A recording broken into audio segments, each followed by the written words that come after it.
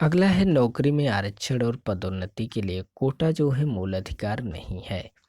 तो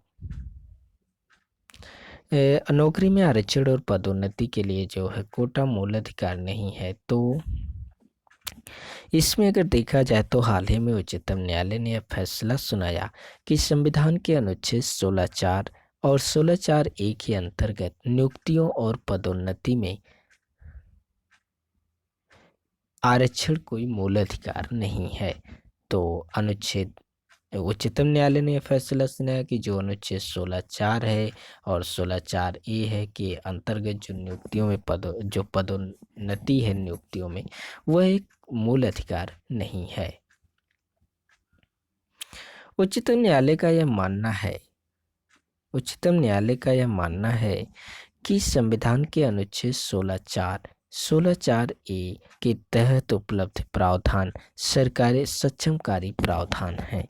इन अनुच्छेदों के तहत राज्य सरकारों में विवेकाधिकार की शक्ति निहित है कि वे परिस्थितियों की मांग के अनुरूप आरक्षण के लिए उपबंध कर सकते हैं।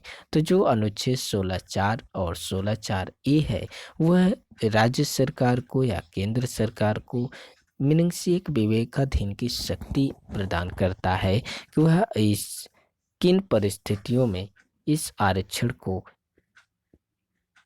लागू कर सकते हैं या इसके लिए उपबंध कर सकते हैं, यह राज्य सरकार पर निर्भर करता है।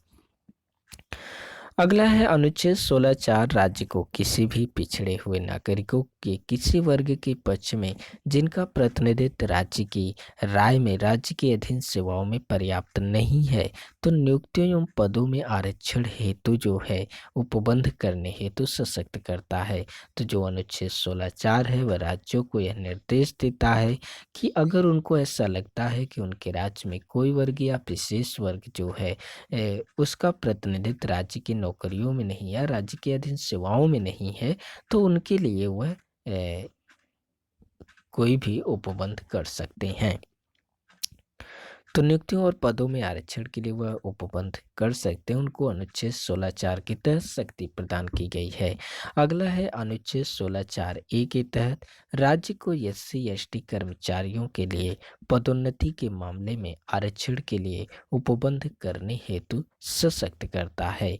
तो राज्य 16(4) राज्यों को जो है SC/ST के कर्मचारियों के लिए जो पदोन्नति का मामला है, उसमें जो है पदोन्नति के मामले में जो है आरक्षण को लागू करने के लिए या उसके लिए उपबंध करने के हेतु जो है वह सशक्त करता है। तो एक प्रकार से अनुच्छेद 16(4) और 16(4)(a) दोनों डिपेंड है, पदोन्नति से संबंधित है, लेकिन जो 16(4)(a) है वह डायरेक्टली SC और ST कम्युनिटी के लिए यह निर्धारित करता है राज्यों को कि अगर राज्य को ऐसा लगे कि उनके राज्यों में SC/ST जो राज्यों के अधीन सेवाएं हैं उसमें SC/ST का पर्याप्त प्रतिनिधित्व नहीं है, तो वह उनके पदोन्नति में आरक्षण को लागू कर सकते हैं या उनके लिए उपबंध कर सकते हैं। यह सुव्यवस्थित विधि है कि राज्य को सार्वजनिक पदों पर नियुक्ति हेतु आरक्षण प्रदान करने के लिए निर्देशित नहीं किया जा सकता है।